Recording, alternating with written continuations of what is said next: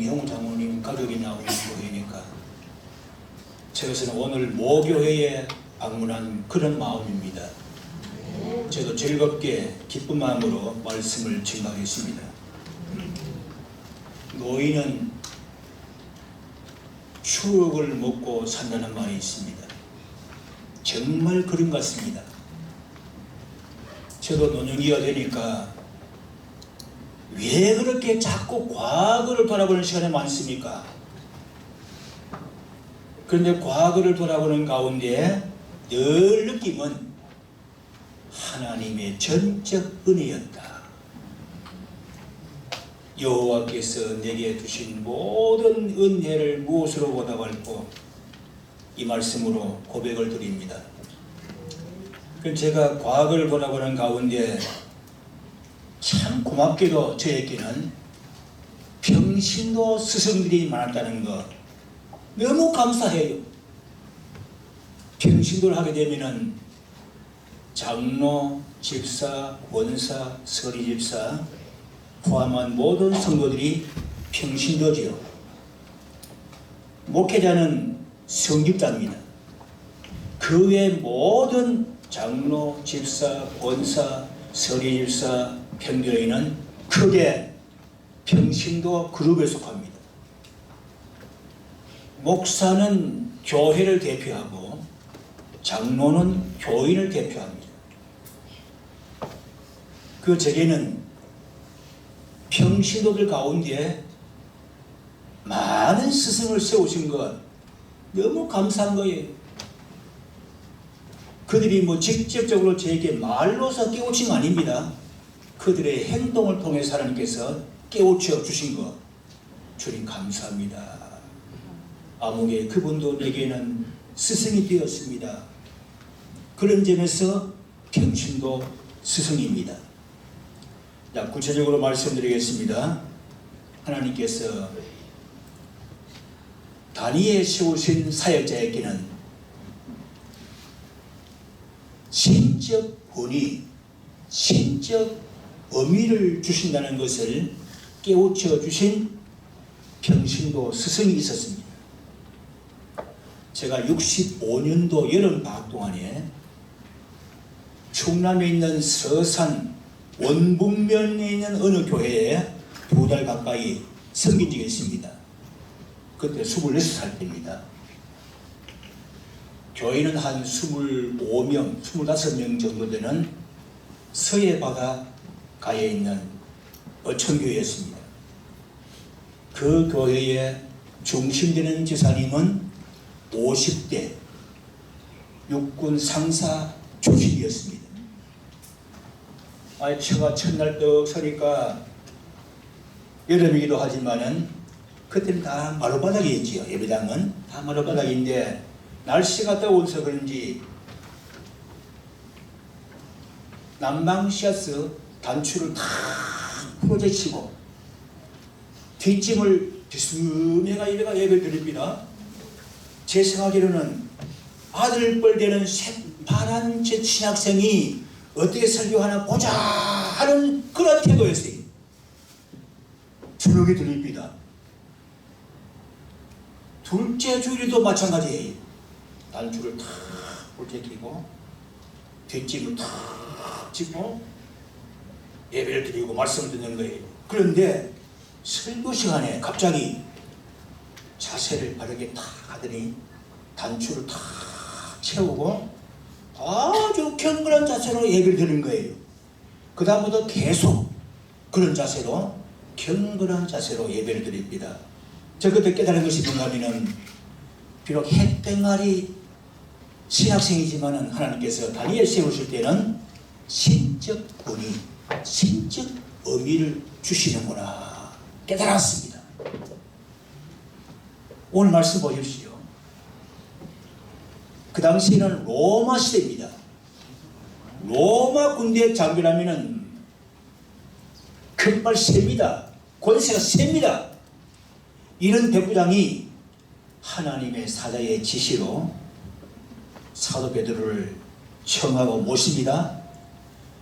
자, 집에 들어왔을 때에 우리 25절 말씀 함께 크게 읽읍시다.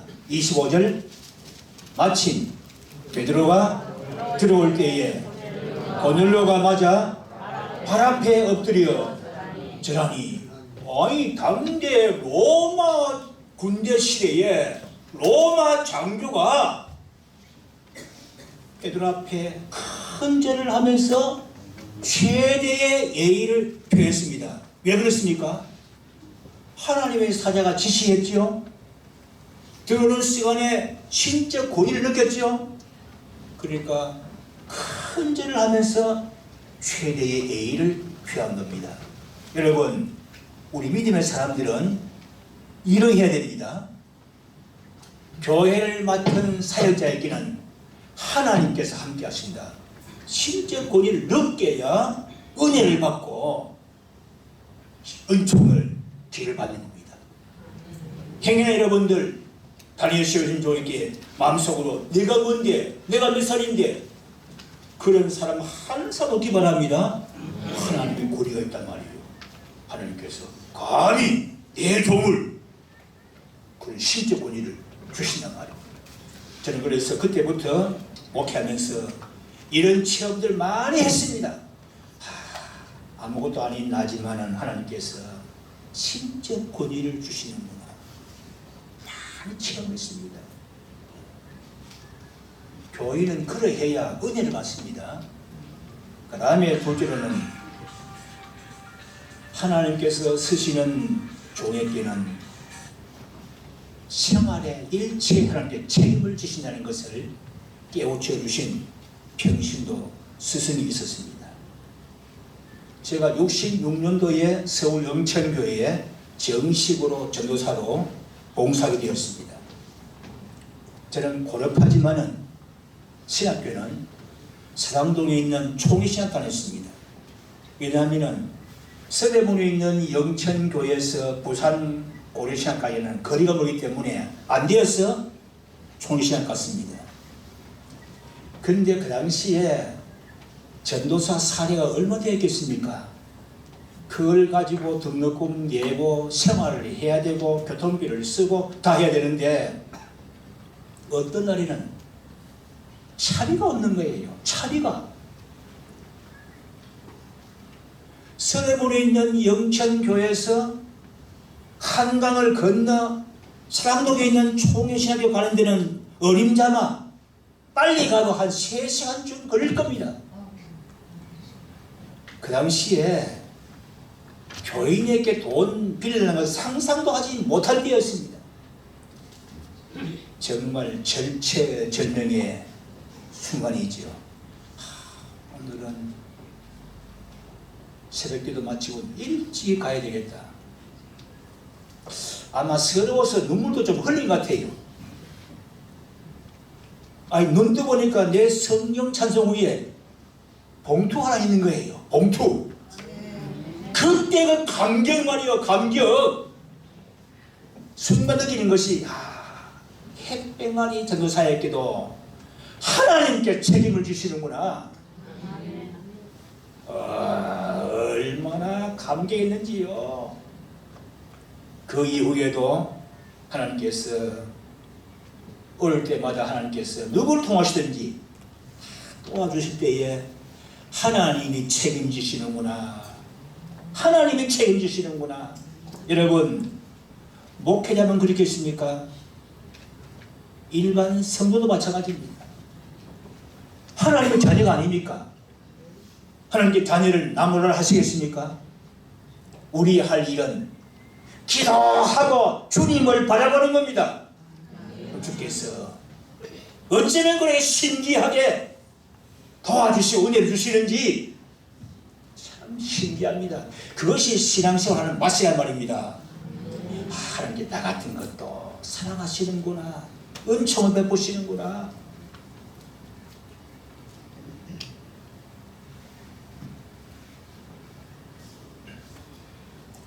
그 다음에 셋째로는 헌금을 어떻게 준비해야 하는가를 깨우쳐 준 평신도 스승이 있습니다. 이것은 재정부자 딸이 나한테 말해줘서 알았습니다. 그 딸이 하는 말이 우리 아버지는 주일 헌금 정리하면은 깨끗한 돈은 별도로 모아서 교역자들 사례금을 준비합니다. 그리고 깨끗한 돈을 모아도 조금 마음에 안 들면은 다리미질까지 합니다는 거예요. 다리미질까지. 깨끗한 돈을. 내가 그걸 듣고 하나님께 헌금하는 사람은 얼마나 정성을 다해야 되겠는가 저한테 깨우쳐 주신 거예요. 물론 그전에도 저 나름대로 헌금은 정성을 했지요. 참고로 말씀드리면은 각 지역에는 한 군이 있지요. 지점 100만 원까지는 언제든지 신권을 바꿔줍니다. 만 원권 신권, 5천 원 신권. 또 지역 그 은행에도 명절 때 추석이나 설 같은 데는 한 주간 전부터 신권을 바꿔주는 서비스를 합니다. 여러분도 평소에 금전을 만지다가도 깨끗한 돈 되면은 이거는 헌금용이다. 그런 정성을 가져보십시오. 주님이 얼마나 기뻐하시겠습니까? 내 마음이 또 기쁜 거예요. 여러분 절대로 교회 나와서 주머니 뒤적거려가지고 헌금하는 그런 사람 없기 바랍니다. 집에서부터 항상 평소에 헌금을 준비해서 그래, 헌금을 드려야 하나님 기뻐하시지. 교회 와서 비로소 돈 주문을 뒤져서 돈 넣는 거 그건 안 돼. 정성 있는 헌금을 해야 되는 거예요. 그 현금 인출기 있지요. 현금 인출기. 그것도 이를테면 한 50만 원 뽑으면은 신권이 한두 장은 나와요. 그러면 헌금용으로 한단 말이에요. 저는 그 지정구정을 통해서 그 딸을 통해서 헌금을 어떻게 준비해야 되겠는가. 교역자가 뭐라고 세돈 되면은 사례금을 준비하고 만 안 들면은 다리미질까지 하고. 저에게는 그분이 훌륭한 스승이었습니다. 그 다음에 넷째로는 교회 주보의 중요성을 깨우쳐준 평신도 스승이 있었습니다. 이분은 연세가 많은 분인데 일제강점기 시대에 공직생활을 하는 인텔이었습니다. 그 아들과 며느리가 우리 교회 집사였는데 당시에 이분이 그만 중풍으로 자리에 누워 있습니다. 그 신방을 가면은 처음에는 좀 지식인의 그 티를 내더라고요. 깡깡한 성격. 그래서 자꾸 가니까 마음이 열려가지고 이제 복음을 받아들였는데 나중에는 주보를 얼마나 귀히 여기는지. 목사님, 어느 주일 주보 요약에 이제 설교 나오거든요. 설교 요약. 어느 주일에는 글자가 몇 개가 더 많았고 어느 주일은 몇 자가 적었다까지 말합니다. 얼마나 소중히 여기있으면은 그분은 병상에서 교회 주보 설교약을 그렇게 귀히 여기더라고요. 저는 그때 교회 주보는 참 소중하구나. 저는 결석 교인, 입원하는 교인, 심지어 구리가 있는 청년까지 꼭 구역장, 권찰, 또 사무를 통해서 반드시 전달하라 합니다. 여러분도 교회 주보를 불러보면 안 돼요. 자세히 보면서 저는 어느 에 가든지 주보를 그냥 안 봅니다. 큰 교회든 작은 교회든 배울 것이 있어요.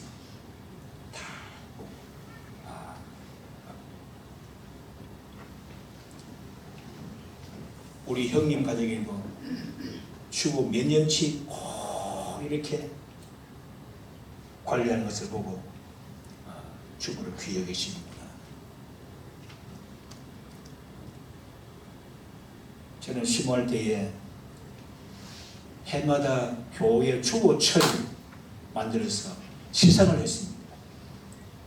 어떤 사람은 책자를 내듯이 제보를 잘 해가지고 딱 내놓으면 기분이 얼마나 좋아요. 교회 주부를 그냥 별로 보지 마십시오. 그 다음 다섯째로는 예의범절이 얼마나 좋은 강을 깨우쳐준 평신도 스승이 있었습니다. 다 같은 사람인데 좀 더 돋보이는 예의범절자에게는 호감이 들어갑니다. 그렇죠? 이왕이면은 저 사람은 예의가 바르다, 매너가 좋다, 호감이 갑니다. 제가 전도사 시절에 아버지 볼 때는 장로님 부부가 언제 어디서나 정중하게 전도사님 허리 굽혀서 인사하는 장로님에게 했습니다. 그리고 그 부인은 총각되기 때문에 밑반찬을 늘 공급해 주었습니다. 얼마나 고마운 분이에요. 아버지 볼 때는 분이 항상 정중하게 전도사님, 그 부인은 밑반찬을 공급해 주고, 또 제가 강도사 때에 포항 갔습니다. 그때가 한참 포항 종합제철 건설 때였습니다. 전국의 모든 건설 회사는 다 집결했습니다. 그때 정진건설회사 사장 부부가 포항에 왔는데 저희 교회에 등록을 하시라고요. 포항은 통합측 일색입니다. 아름다운 예배당 수백 명 모인 교회들이 즐비했습니다. 그런데 우리 고시는 단 하나, 그것도 판잣집 예배당 주변에는 돼지우리가 질치고 있습니다. 악취가 치동했어요. 왕파리가 왕왕거리고요. 그런 교회에 인테리 부부가요, 사장 부부가 등록하더라고요. 저는 그것을 기적이다, 참 기적이다. 저 아름다운 교회에 많은 모임 가면 대접받은 것인데 어째서 돼지우리가 진동치는 이곳에 와서 등록하는 것인가? 합동측 서울 홍성교회 안수집사 장현순, 이현수, 그 후에 장로님과 제사님이 되었습니다. 저는 평생에 기도하지 않습니다. 기도 안 빠집니다. 너무 고마우니까. 그분도 얼마나 애가 깨나는지요. 사장주 되면 그도 좀 허리에 힘줄 수가 있으니까 언제나 저한테 수시로 고생한다고 속이 파티를 주고 말합니다. 그런 분이 참 멋있더라고요. 이름 될까요? 장현순 장로님, 이현수 권사님 두 아들 동민이 동식이 다 서울대 나와서 시작 졸업해서 백석대학교 교수라고요. 내 평생 기도하거든요. 얼마나 매너가 뛰어나고 예의가 바른지 나는 그 사람들 볼 때에 목사인 나는 얼마나 더 조심해야 되겠는가. 나는 그분을 통해서 예의범절의 아름다움을 깨닫게 되었습니다. 저는 부족하지만은 예의 없는 사람이라는 말은 들어보지 않았습니다. 김덕진 목사 예의 바른 사람이다, 위대어른을 아는 사람이다, 그런 말 들어봤지 무례한 사람이라 그런 말을 안 들어봤어요. 여러분, 우리 신자들이 모든 방면에 예의가 바르면요 전도가 됩니다. 가만히 있자, 저 사람은 좀 다르다. 알고 보니까 교인이다. 어느 게 교인인데? 어느 게 교인이에요? 그렇지, 삼성교 교인. 앞으로 교회 가려면 어느 교회 가야 돼요? 삼성교회. 그 전도란 말입니다.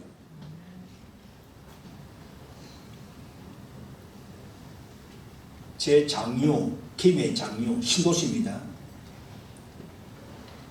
택배도 많이 오고 또 뭡니까? 물건 사면은 말이 안 나오면 갑자기 뭐랍니까?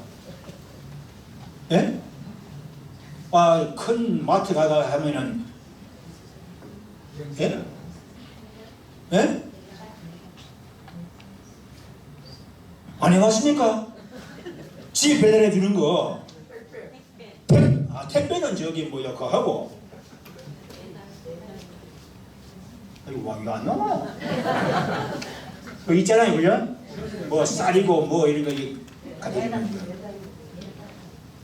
우리 집에는 항상 오면은 수고하십니다 하고 음료수를 제공합니다.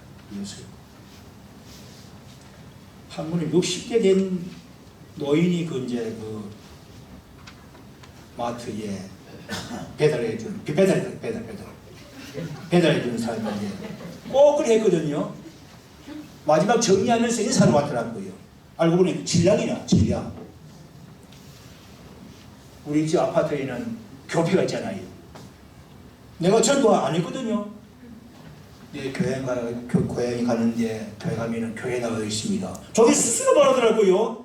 예, 그동안에 그래도 그 예의를 표하고 꼭 올 때마다 음료수를 드리니까 고마웠던 모양이에요. 여러분 조금만 친절하고 예의를 보하면 전도가 돼요. 전도가 돼요.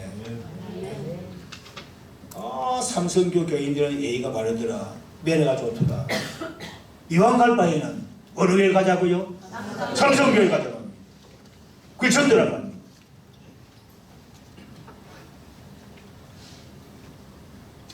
마지막으로 연상법의 암기 중요성을 깨우쳐준 평신도 스승이 있었습니다.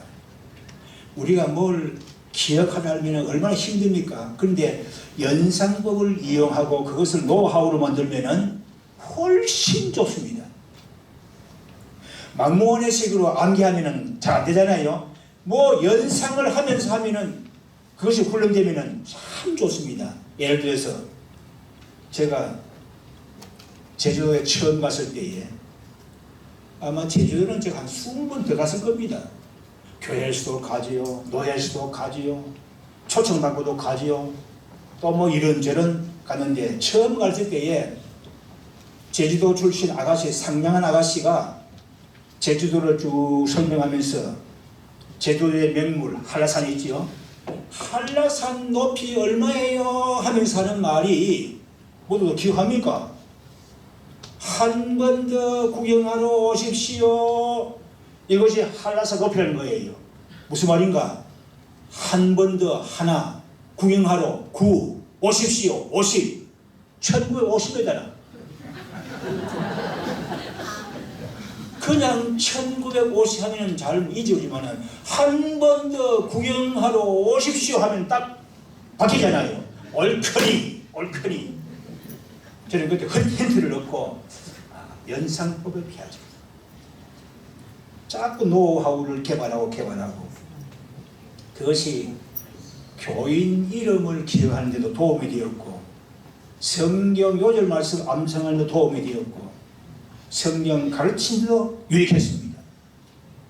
여러분도 나름대로 자꾸 그런 방면에 노하우를 개발하면은 저 사람은 사람 일은 참 잘한다. 그만큼 비상한 노력을 했기 때문에 그렇습니다. 얼마 전에 신문에 서울 내시동교회의 원로 목사님 신문이 났어요. 조선일보에 크게 900명 교인 이름을 다 기억했다. 내가 그걸 보고 목사님 미안하지만 나도 그랬어. 나도 그랬어.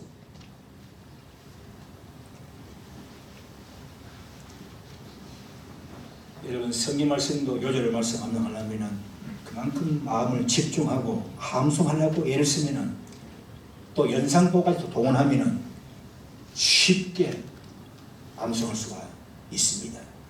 이렇게 저에게는 감사하게도 평신도 스승들이 많았다는 것. 물론 그들이 저에게 직접 말한 건 아니지만은 제가 깨달은 거예요. 그들을 통해서. 자, 여러분 이제 말씀을 정리합니다. 훌륭한 목사님, 훌륭한 스승입니다. 그에 못지않게 모든 평신도들도 각자 나름대로의 어떤 분야에는 스승이 된다면은 그렇게 훌륭한 목사님과 훌륭한 평신도가 있는 교회라면 그게 바로 지상 천국이 되는 겁니다. 여러분도 어떤 분야에는 스승이 되어 주십시오. 이 교회 찬양계 실력이 보통 아닙니다. 내가 그래도 좀 많이 들었잖아요. 이만하면 시골교회 이만하면은 상당한데, 또 피아노 치는 보니까 기법이 보통 아니라 기법이 누구? 왔더니 아멘 있는 사람이라. 그러면 그렇지. 여러분 각 분야에 그렇게 개발해가지고 스승이 되십시오. 목사님 볼 때도 마음속으로 아무개 성도 식당에서는 참 스승이다. 찬양대회는 스승이다. 장로님 중에도 저분은 내 마음속에 스승이다. 봉사에서도 스승이다. 인사에서도 스승이다. 그런 스승이 많이 되어서 삼성교회 이 지역사회를 밝히는 아름다운 교회가 되기를 축복합니다. 아멘. 오늘 보니까 참 이만하면은 거룩하잖아요. 예? 아마 배가 운동무책이면 꽉 찰 거예요. 아니요? 장모님 고맙습니다. 제가 오늘 마침 목에 완 기분 돼서 이랬습니다. 너무도 고맙습니다.